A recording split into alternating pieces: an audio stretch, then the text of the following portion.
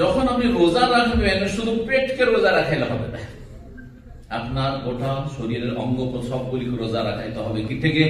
রোজা রাখা মানে বিরত, রোজার মানে সিয়াম মানে বিরত থাকা। তো বিরত রাখতে হবে সমস্ত পাপাচার থেকে, তার নেগেটিভ যত গুনাহ আছে গুনাহ থেকে বেঁচে থাকতে হবে রোজার অবস্থায়, এবং এটি ট্রেনিং কোর্স সর্ব অবস্থায়, রোজার দিনেও রাতেও গোটা বছর সারা জীবন এই ট্রেনিং কোর্স এর মাধ্যমে। যে রোজার দিনে আমি পানাহার করলাম না, যে পানাহার রোজার রাতে জায়েজ আমার জন্য, সে সুতরাং সুদ খাবো না, ঘুষ খাবো না, হারাম খাবো না, হারাম কাজ করবো, হারাম দেখবো না, হারাম শুনবো না, আর পাপে লিপ্ত থাকবো না, অন্যায় করবো না, জুলম অত্যাচার করবো না, যেটা সর্বদা হারাম, এর ট্রেনিং করা। সুতরাং রোজা রাখলে গোটা শরীরকে সমস্ত গুনাহ থেকে রোজা রাখাইতে হবে, শরীর অঙ্গ প্রত্যঙ্গকে।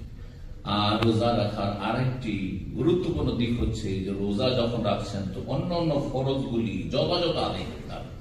রোজা রাখছেন আর সাহারি খেয়ে রাত 12টায় দোকানপাট বন্ধ করে ডিউটি করে সাহারিটা খেয়ে রাত 12টা 1টা 2টার সময় ঘুমিয়ে গেলেন, ফজর পড়লেন, রোজা হবে? এইরকম রোজা রাখবেন না? না, রোজা রাখবেন এইভাবে। আর রোজা রাখবেন না মানে আমি বলছি না যে রোজা ছেড়ে দেন, আপনি রোজা রাখেন আর ফজর পড়েন, কারণ আপনার রোজার চাইতে ফজরের নামাজ বেশি গুরুত্বপূর্ণ। সুতরাং আল্লাহর ওয়াস্তে আপনি রোজাকে যদি সেভ করতে চান, রোজা দিয়ে যদি কিছু ফলাফল আপনার জীবনে দুনিয়া আখিরাতে পেতে চান, তাহলে আল্লাহর ওয়াস্তে 5 টাইম নামাজ পড়ুন। আল্লাহ যেন তৌফিক দান করেন।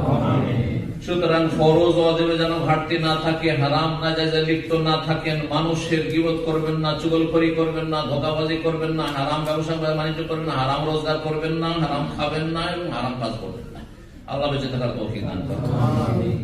রোজা অবস্থায় দোয়া কবুল হয়, রোজা অবস্থায় দোয়া কবুল হয়। দোয়া কবুলের যে সময়গুলি রয়েছে বা অবস্থা রয়েছে, মুহূর্তের মধ্যে একটি গুরুত্বপূর্ণ হচ্ছে রোজার অবস্থায় সারাদিন যে কোনো সময় দোয়া কবুল হয়।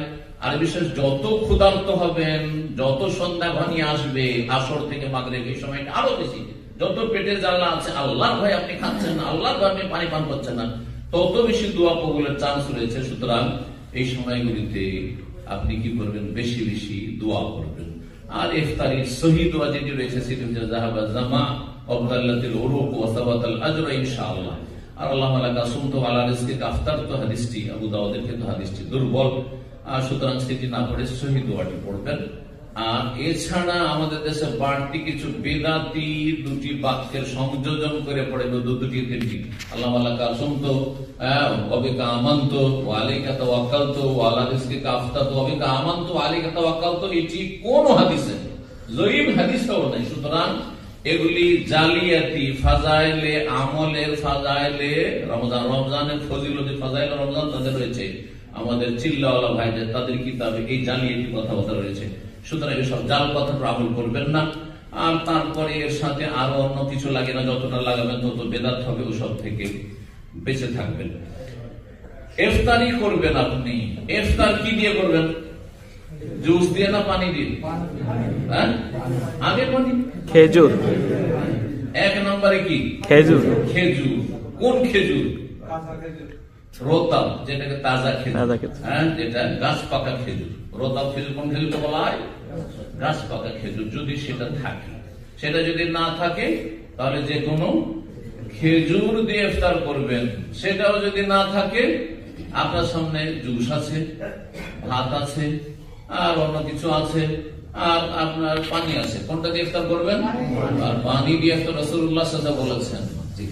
আর তারপরে তখন অন্য খাবার খাবেন, আর আস্তে ধীরে খাবার খাবেন। একসাথে আপনি ইফতার করে সাথে সাথে ভরপেট খাবার খেয়ে, সামনে খাবার ভাত রাখা আছে, বিরিয়ানি আর খেয়ে দিন, এটা শরীর স্বাস্থ্যের জন্য ক্ষতিকর। আর রোজা রাখায় যে আপনার শরীরের ফায়দা, মানসিক শারীরিক ফায়দা, সেই ফায়দাগুলি থেকে বঞ্চিত থাকবেন।